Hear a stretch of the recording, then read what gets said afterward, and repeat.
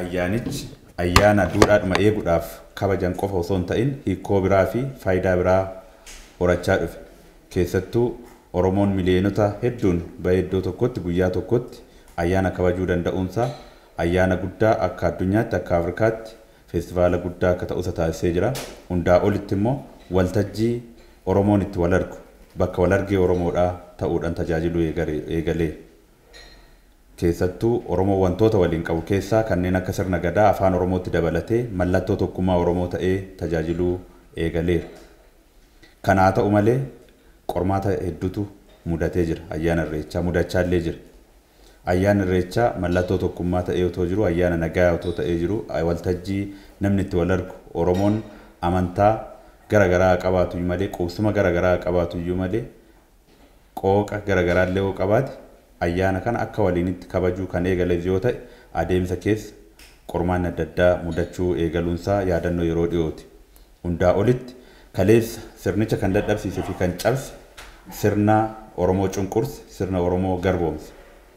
Har'a immoo Oromoon gaafa mallattoo tokkummaa godhatee, mallattoo miidhaginaa godhatee iddoo addunyaatti aadaa isaa, miidhagina isaa, sirba isaa, uffannaa isaa, afaan isaa addunyaatti agarsiifatutti qormaanni adda addaa mudateera. Rakkoo siyaasaa biyyi keessa galtee turteen bara 2009tti yaadannaa dhumaatiin guddaan ga'eera. Kun yaadannoo godaannisa guddaadha seenaa Irreechaa keessatti. Sanaan duratti uummata Oromoo bira darbee turistoonni biyya alaa, lammiileen biyya alaa kan biyya keessaa ayyaana Oromoon galateeffatuudhaaf dhaqu qofa osoo hin ta'in ayyaana itti wal baru, ayyaana irratti wal argu, ayyaana irratti daawwannaadhaaf fayyadamu, ayyaana Oromoo waan qabusitti agarsiifatu ta'ee tajaajilaa otoo jiru rakkoo mudateen guyyaa yaaddoo fi guyyaa dirree wal morkii adda addaa ta'uutti deemee jira. Keessattuu waggoottan 3 darban kan ayyaana Irreechaa miidhagsinee lakkoofsa namaa guddaa hirmaachifnee addunyaatti beeksisaa kabajuu caala waa'ee nageenya isaatiitu ajandaa ta'ee ture. Kanaaf ayyaana Irreechaa dirree dorgommii fi ajandaa siyaasaa ta'uu keessa galee jira jechuudha. Lakkoofsi nama hirmaatuu dabalaa yoo haa dhufu tokkummaan Oromoo iddootti wal argan iyyuu ta'aa haa dhufu malee rakkoon amma keessa galee jiru rakkoon ayyaana Irreechaa muratu fuulduratti kan itti fufu yoo ta'e ayyaana Irreechaa gaafii keessa galchaa deema jechuudha. Ayyaana Irreechaa waggaatti yeroo lama kan kabajamu yoo ta'e keessa'uu kan malkaa kan akka naannootti kabajamu Bishooftuu fi Hora Finfinnee kanarratti nama hirmaatunis iddoo hundaa hirmaachuudhaanis iddoo guddaadha qaba waan ta'eef inni kun guyyaa lama caalu jechuudha. Guyyaa lama kabajama. Oromoon murnaa garagaraa keessa jiru guyyaa kana guyyaa bilisaa, guyyaa aadaa, guyyaa safuu, guyyaa duudhaan Oromoo, guyyaa eenyummaan Oromoo itti mul'atu qofa godhee ilaaluun otoo irra jiru darbee yaaddoo fi ajandaa ta'uun uummanni biyya kanaa kan nu faana kabajus sabaa fi sablammiin nu waliin kabajus addunyaan taa'ee ilaalus ayyaana kanarratti hirmaachuudhaaf laaluudhaaf guyyaa sana guyyaa feestivaala itti gammadu qofa osoo hin ta'in akka yaaddootti ilaaluu eegalee jira waan ta'eef inni kun adeemsa keessa rakkoon adda addaa ayyaana kana yoo kan mudatan ta'e ayyaanichi Oromoon iyyuu yaaddoodhaan eeguu jalqaba waan ta'eef of eeggannoo kan barbaaduu fi irratti mari'achuu hayyoonni irratti mari'atanii ayyaana kana ayyaana uummataa, ayyaana miliyoononni irratti hirmaatan, ayyaana Oromoon eenyummaa isaa addunyaatti ittiin mul'ifatu, afaan isaa, aadaa isaa, uffannaa isaa, nyaata isaa, nyaata aadaa isaa hunda addunyaatti ittiin mul'isu ta'uu qaba malee guyyaa yaaddoo maaltu dhufa kan jedhee itti yaadda'u ta'uu hin qabu. Akkuma yaadattan waggootan arfan darbaniin duratti turistoonni ayyaana Irreechaa irratti biyya alaatii galanii ilaalan hedduu turan. Har'a garuu yoo ilaalle imbaasiin hundiyyuu lammiilee isaaniitiin guyyaa Irreechaa akka biyya kanan seenne dhorku. Guyyaan sun guyyaa yaaddooti, guyyaa rakkoon nageenya mudachuu danda'u, torban Irreechaa torban rakkisaadha jedhanii ayyaanni Irreechaa ayyaana nagaa otoo jennu kana kaasu waan ta'eef isa kana ayyaana Irreechaa rakkoon kaleessa keessa turre sun darbeera. Ayyaana Irreechaa damdamachiisuu imeejii isaa deebinee addunyaatti ayyaana nagaa ta'uusaa, ayyaana Irreechaa falmii tokko malee, mormii tokko malee ayyaana nagaa, ayyaana galataa ta'uusaa namni kan itti walii galee Oromooni isa kana sabaaf sablammoota biraattis himuu qabna waan ta'eef ayyaana Irreechaa yoo maal ta'e akkamitti yoo deeme itti fufee miidhagee Oromoodhaafis duudhaa fi sirnicha eeguudhaaf qofa osoo hin ta'in madda galii, madda akka oomisha yookiin immoo qabeenya turizimii ta'aa akkamiin deema kan jedhu mata duree marii kanaa mata duree hayyoonni irratti mari'atan ta'ee dhiyaateera. Kanaaf marii kana keessatti ayyaanni irreechaa maal ta'uu qaba? Oromoodhaaf akkamitti caalatti miidhagsinee, caalatti nageessinee, caalatti addunyaatti ayyaanicha mul'isaa, caalatti uummanni addunyaa nageenyummaa uummata Oromoo, nageenyummaa ayyaana irreechaa, duudhaa ayyaana irreechaa baraa deema kan jedhu guyyaa har'aa irratti mari'atamee uummata keenya bira kan ga'u ta'a. Waraqaa ka'umsaaf akka ta'u yaada ka'umsaa kan nu dhiyeessan obbo Sintaayyoo Tolaa ta'u. Obbo Sintaayyoon ogeessa waggaa dheeraa biiroo aadaa fi turizimii Oromiyaa tajaajilaa turani. Muuxannoo garaagaraa qabu. Sirna irreechaa sirna gadaa irratti irreechi akka jaarmayaa tokkootti sirna gadaa keessatti yuuniskootti akka galmaa'u gahee guddaa nama taphachaa turanidha. Aadaa Oromoo irrattis qorannoowwan garaagaraa gaggeessuudhaan waraqaa marii adda addaa gaggeessuudhaan muuxannoo dheeraa nama qabanidha. Kana kan mari'achiisu yookiin moderate kan godhan Associate Professor Dr. Taaddasaa Jaalataati. Isaanis barsiisaa soosiyooloojii Yuunivarsiitii Finfinneetti ta'anii nama tajaajilanii jiranidha. Waraqaawwan qorannoo ayyaana irreechaa sirna gadaa irratti bal'inaan iddoo garaagaraatti dhiyeessaniiru. Ayyaana irreechaa fooramii irreechaa lammaffaa irrattis waraqaa qorannoo tokko dhiyeessaniiru. Gumii balalii irrattis nama yeroo garaagaraatti beekumsa qaban ogummaa isaanii uummataaf kennaa jirudha. Har'a isaantu waltajjii kana hooggana jechuudha. Namoonni asitti argamtan, hayyoonni asitti argamtan yaaddoo tokko malee bilisa taatanii ayyaana irreechaa akkam jira, akkam ta'uu qabaa kan jedhu irratti akka mari'attanii fi waan dhuftanii waamicha keenya kabajanii waan dhuftaniif guddifnee isin galateeffannaa. Marii milkii isin haa ta'u, ayyaana milkii haa ta'u. Galatooma.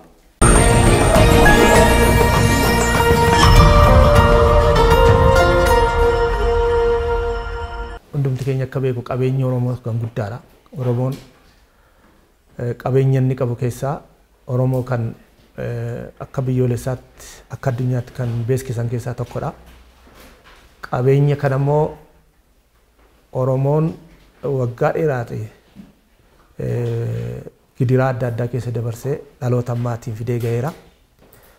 Dhaloonni kun immoo fuudhee qabeenya kana fuulduratti deemsisuun dirqama dhaloota ammaadha.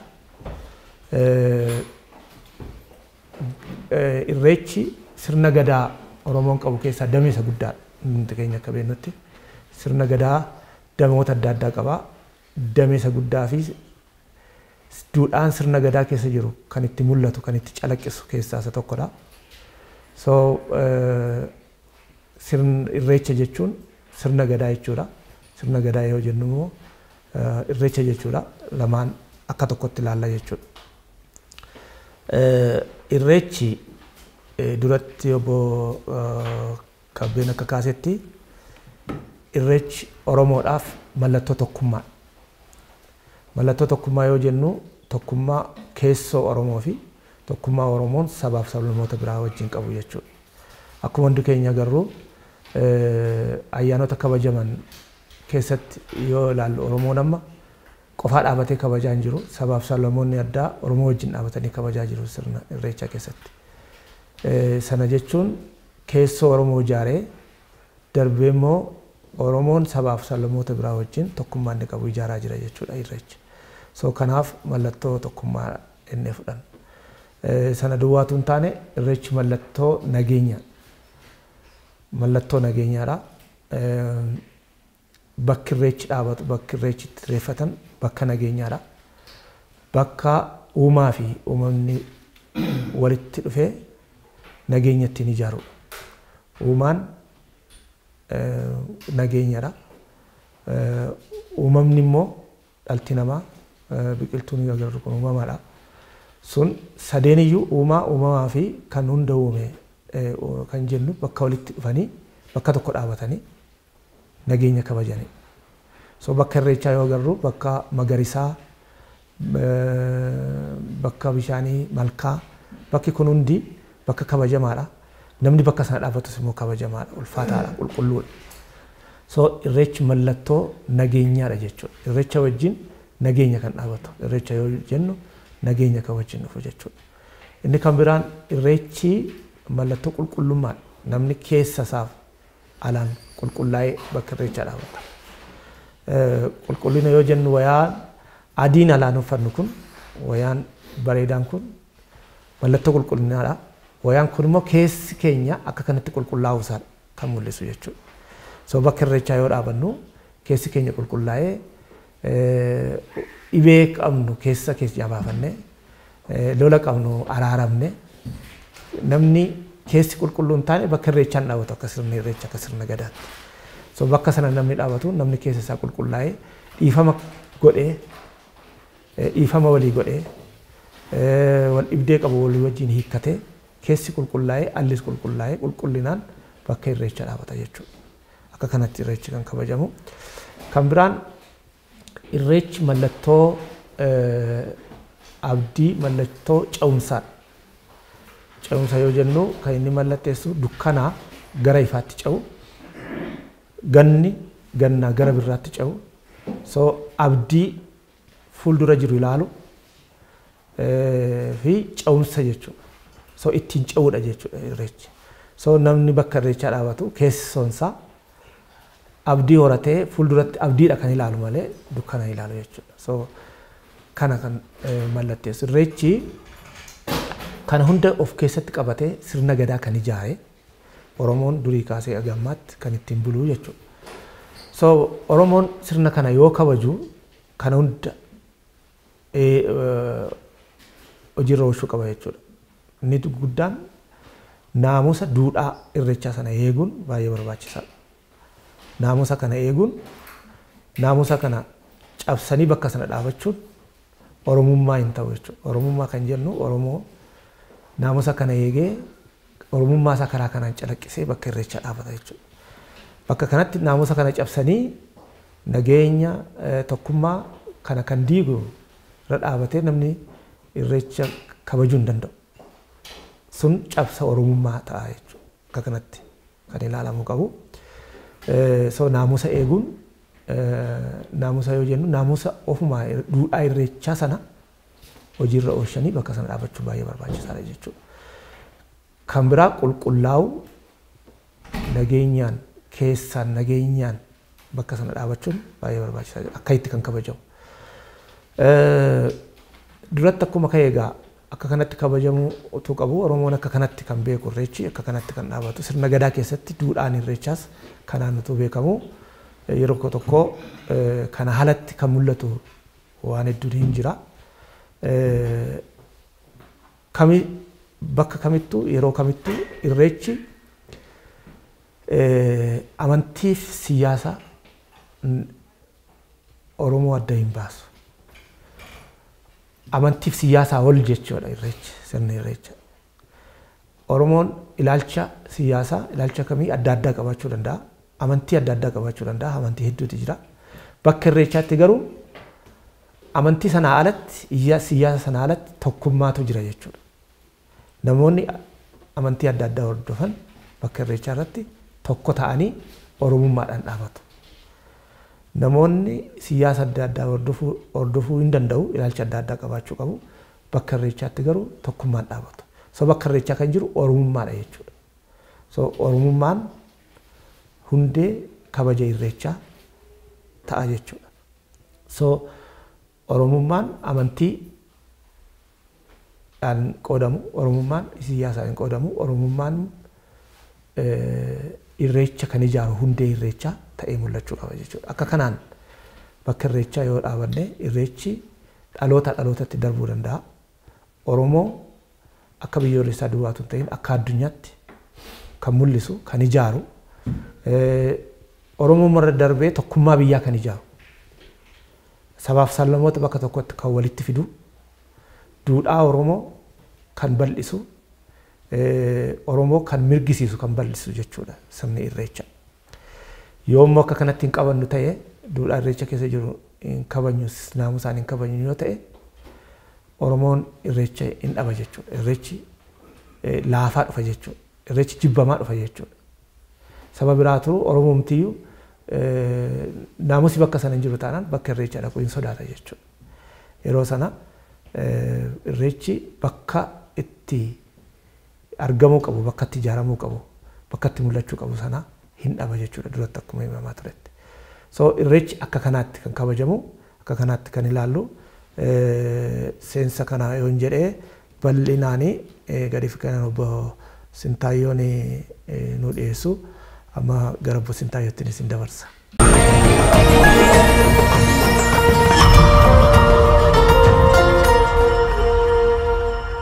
Seenaa Oromootiin wal qabataa ayyaana Irreechaa falaasama Oromootiin wal qabataa bulchiinsa siyaasa hawaasummaaf dinagdee Oromootiin wal qabata.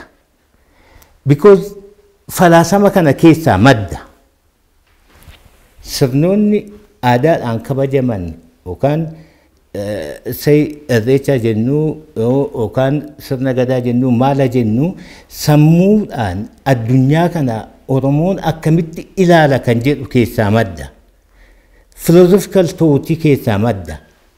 Kan ogainu Oromoon haala itti addunyaatti ilaalu. Akka nama tokkootti haala ofitti ilaalu. Akka sabaatti akkamitti akka nuuf ilaalu. Saboota biraa wajjin akkamitti of ilaala kan jedhu kun falaasama Oromoo keessaa amantaa Oromoo keessaa maddee sirnaan kan ijaaramedha. Sirni guddaan kan hunduma hammatee jiru yeroo baay'ee akkuma ka'utti akka beektan sirna Gadaadha. Gadaa kana keessatti ittiin bulaa ture, ittiin bashannanaa ture, ittiin jiraachaa ture, ittiin humna Afrikaa keessatti keessumaayyuu baha Afrikaa keessatti Oromoon humna guddaa humna Afrikaa jijjiiru ofirraa darbee yookaan humna Afrikaa ijaaru ta'ee kan ittiin jiraachaa ture sirna kanaanidha. Sirni kun jaarmiyaa adda addaa qaba. Gadaa kana keessatti jaarmiyaaleen adda addaan jira. Keessumaayyuu yoggaa sirna Gadaa sadarkaa UNESCOtti hambaa kiliyaa dhala namaa jedhamee galmeessame jaarmiyaaleen ijoo sirna Gadaa keessa jiran adda ba'anii achi keessa taa'aniiru. Jaarmiyaalee kana keessaa ayyaanni Irreechaa tokkodha jedhamee taa'eera. Asumaan wal qabsiisee kan hubachiisuun barbaadu Irreechi sadarkaa addunyaatti beekamtii qaba. Because yoggaa Gadaan galmaa'e jaarmiyaa Gadaalee keessaa tokkodha jedhameera. Kana jechuun Irreecha sirna Irreechaa kana kophaatti mataa isaas dandeessisnee galmeessisuudhaaf carraan hin jira jechaadha. Wanti dhoowwu hin jiru ammallee irratti hojjetamaa jira. Jalqabbiin adda addaa geggeeffamaa jira. I hope yeroo isaa eegee ayyaana Irreechaas ayyaana hambaalee aadaa kiliyaa dhala namaa ta'ee sadarkaa UNESCOtti galmaa'a jedhee yaada. Kanarraa ka'uudhaan eega kanan jedhee Gadaadhaan jiraachaa ture. Gadaa keessaa institushiniin adda addaa kan akka Irreechaa, Gumaa, Maaloo, Araara, maal jedhamu kun Ateetee, Sinqee maal jedhamu isarraa maddee isa keessaa tokko ta'uusaa uummanni hubachuun barbaachisaadha. Yeroo baay'ee institushiniin Gadaa keessaa maddan chaalenjii uummanni Oromoo qabu tokko hiika kennuufidha. Institushiniin eessumattuu zaman ammaas haa ta'u duris haa ta'u yoggaa ijaaramu waan furuu qabu tokkotu jira. Waan furuu qabu kaayyoo qabatee ka'a. Kaayyoon Oromoo guddaa nagaadha. Badee Oromoo keessatti waan hunda caalaa waan hunda dura kaayyoon Oromoon qabu nageenyadha. Boorana yoo deemne nagaa Booranaayidha. Gujii yoggaa deemnu nagaa Gujii jedha. Karrayyuu yoggaa deemnu nagaa Karrayyuudha. Macca yoggaa deemnu nagaadha. Ganama ka'ee yoggaa waaqa isaa kadhatu nagaa kadhata. Nagaan na oolchedha. Qe'ee nagaa oolchedha. Horii waatii maatii nagaan oolchedha. Symbolically, philosophically, tootuun Oromoo yookaan ilaalchi Oromoo kan jala muramee ittiin ibsamu nageenyadha. Nageenyi jiraannaan fayyaanis hin jira jedha. Guddinni jira, badhaadhinni jira. Hariiroon gaarii hin jira jedhee amana. Kanaaf dhimma ijoo institushinii Gumaa fudhadhaa. Sinqee fudhadhaa. Irreecha kana fudhadhaa. Institushinii Araaraa fudhadhaa. institutionii adda addaa fudhaa. Even institutionii akka waldaa wal gargaarsaa akka buusaa gonfaa maaloo kana yookaan laallu institutionii yaada kana boroo kan jiru nageenyadha. Fakkeenyaaf akkamitti wal gargaarsi nageenya bu'uureeffate yookaan inni ilaallu buusaa gonfaa maaliif akkas godhee itti fayyadama booran namni agabuu bule namni rakkate nagaa hin argatu jedha. Ofiifis nagaan argatu hawaasaafis nagaan kennu harki darbuu danda'a. Yakka adda addaa hojjechuu danda'a. Therefore even economic thoughtiin Oromoo yeroo hundumaa dhaqee nageenya dhimma ijoo kan qulfii godhee ilaala. Kanaaf ayyaanni Irreechaas beezikaalii yookaan akka ijootti kan irratti xiyyeeffatee kabajamaa ture safuuf duudhaa Oromoo irratti hundaa'ee nageenya Oromoo eegsisuudhaaf nageenya Oromoo ijaaruufidha. Oromoo gidduutti nageenya buusuufidha. Oromoof hariiroo saboota biraa wajjin jiru kana ijaaruufidha. So dhimma qulfii jedhamee kan ka'uu qabu yeroo hundumaa ayyaana kanaan wal qabatee waa'ee nageenyaati. Kanarraa ka'uun maaliif kabajna Irreecha? Diiteelii kana keessa deemuun barbaadu akka hunduu beeku galateeffannaadha. Waaqa ulfeessaa, waaqa kabajaa, waaqa galateeffataa, dhugeeffata. Asirratti wanti Oromoo adda godhu Thanksgiving inni jedhamu kun ayyaanni galateeffannaa saboota adda addaa keessatti kabajama baay'ee addunyaa irratti. Maaliif traditionally akka addunyaatti iddoo adda addaatti kan kabajamaa ture yeroo baay'ee after harvest yookaan makara jenna midhaan sassaabamee eega galee booda maal jedhama waqtiin sun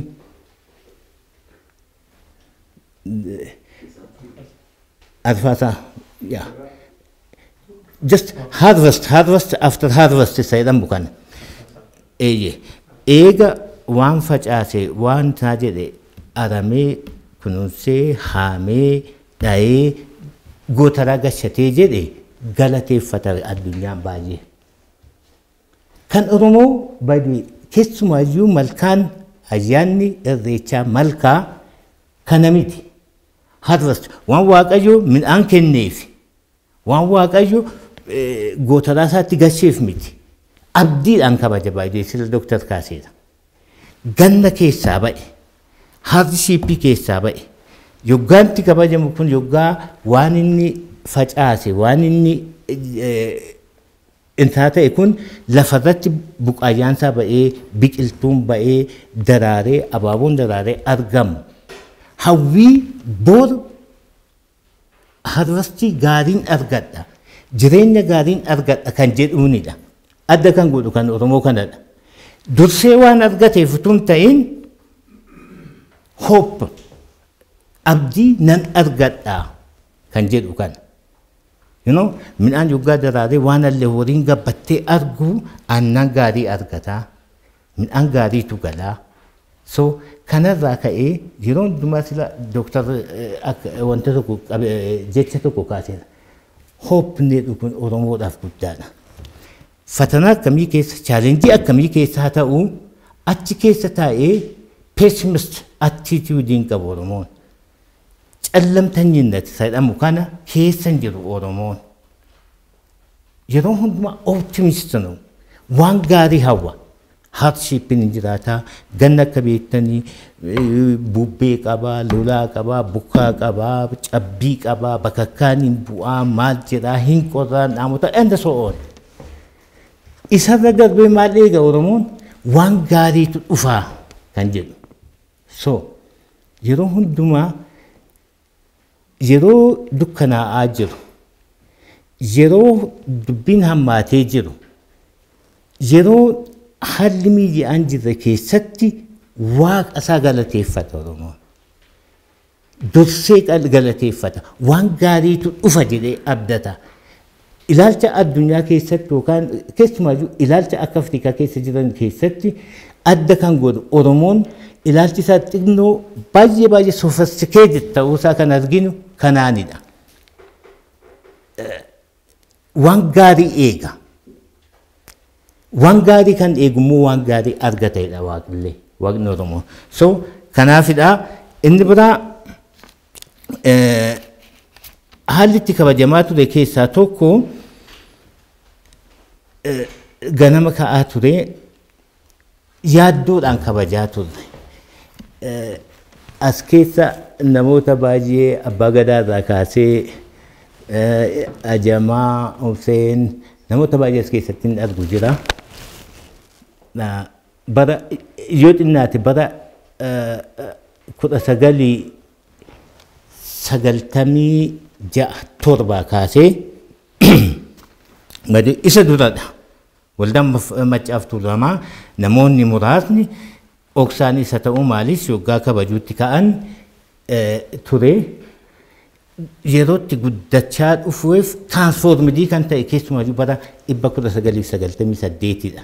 Akkamitti akka ta'e seenaa mataasaa qaba. Yoggaa sana abbaa gadaan waliin turre, Anjamaan ture. Even mootummaan Oromiyaa dhimma kana bakka waltajjii abaa'oo jedhamee horaa sadiitti kan kabajamu balasxaaniin tokko achiin hin ba'u. In baqatama ture. Aadaa Oromoo baqatame eessayyuu hin ga'amu. Rakkoo jiru chaaleenjii godhanii hiikuudhaanidha. Isarraa ka'ee yeroo hundumaa akka argitan yaaddoodhaan guutameetu. Yaaddoodhaan ijoolleen yoggaatti hidhamtuudha, iddootti reebamtuudha, warreebuun jira, walabaaruun jira. Isarra darbee dubbiin ijoo yaaddoo nageenyaa kan goosise waltajjii irreechaa ajandaa siyaasaadha. Inni ajandaan yookaan waltajjiin siyaasaa natti xinnaateera jedhu yookaan immoo isuma jirutti fayyadamuun hin barbaanne aadaa kana ajandaa irreecha waltajjii irreechaa ajandaa garee murnoo yookaan garee tokkoo yookaan siyaasa tokkoo gochuudhaan yaaddoo nageenyaa uumaa obba'eera.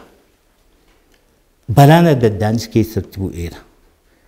Akka hundi keessan yaadattu bara 2009 balaan hora sadii irratti ga'e kan baay'ee laphee nama cabsuudha, kan baay'ee hamaa ture.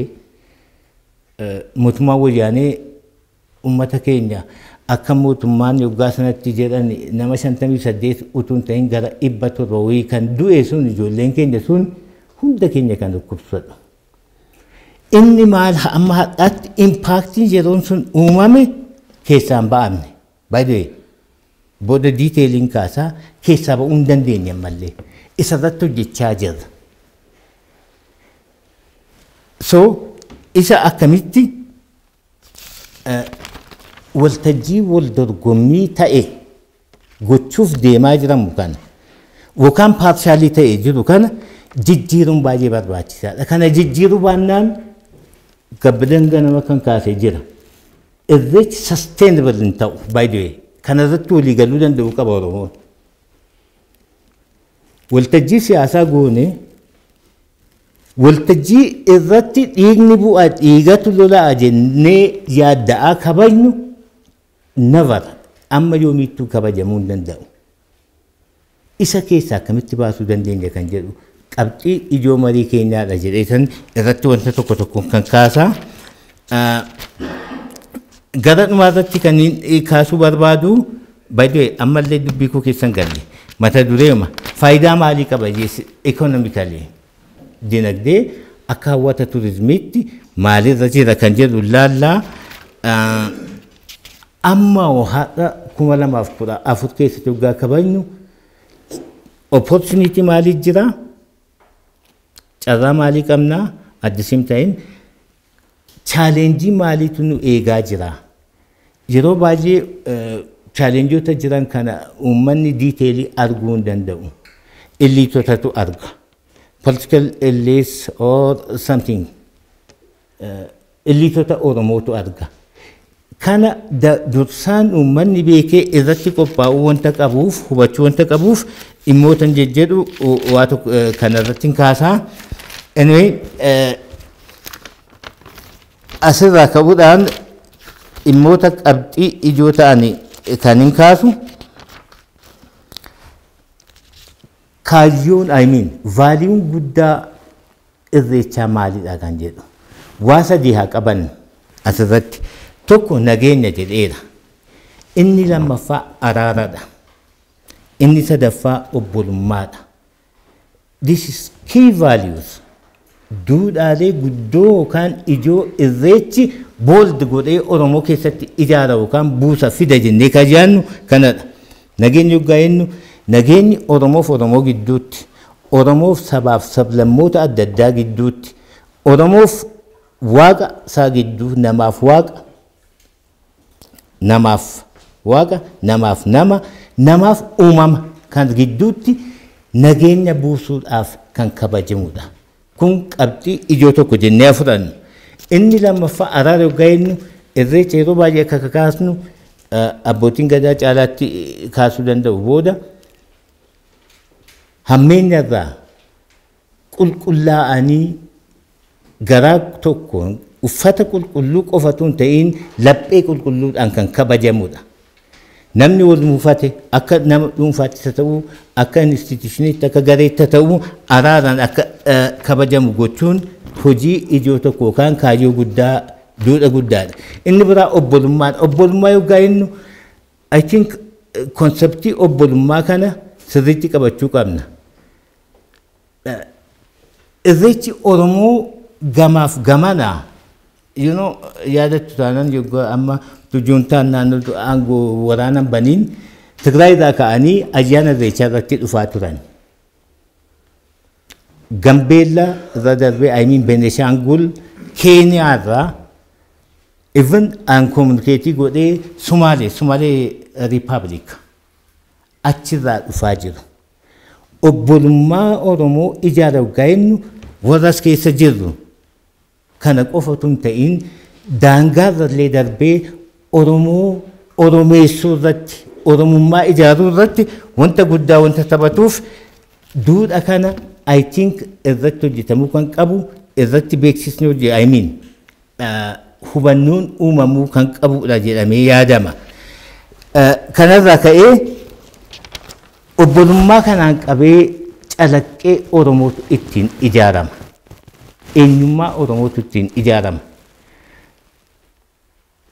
Sila ka'eedha. Gadaan calaqqee Oromoo eenyummaa Oromoo ijaaraa jenneerra. Afaan Oromoo afaan tokkummaa Oromoo eenyummaa Oromoo ijaaraa jenneerra. Akka addunyaatti garuu tokkummaa kana eenyummaa kana aadaa kana sadarkaa addunyaatti kan baase akka irreechaa hin jiru jechuu dandeenya. Addunyaan amma Oromoo yoggaa waa'ee Oromoo kaasu ayyaana irreechaatu itti dhufa. Ayyaanni irreechaa ayyaana gammachuudha, ayyaana jaalalaadha, ayyaana araaraati. Guyyaa sana irratti ajandaa biraa kaasuudhaan fedhii waan fedhe ta'u sirrii haa ta'u hadhiisu inni hafee ajandaa biraa kaasuun hin miidha malee uummata kana miidhaa ayyaana kana miidha malee waan fayyadu akka hin jirre dargaggoon keenya akka baran hojjechuun gaariidha jedhee yaada. Addunyaan illee ayyaana kana jaallachaa akka dhufu sodaa keessaa ba'ee akka itti hirmaatu gochuun irratti hojjechuun keessumayyuu ga'ee Oromoo ta'ee yaada. Amma kana yoon hin jedhe mariidhaan itti deemna jedhee yaada.